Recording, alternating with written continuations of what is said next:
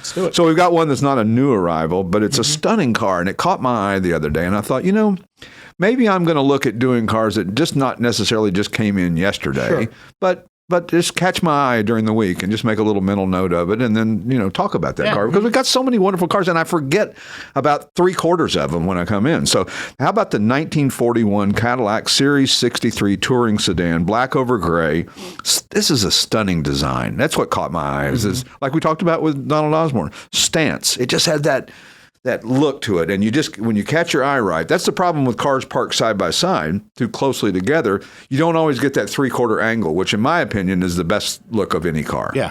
Either the front sometimes, and sometimes it can be the rear 3/4 angle.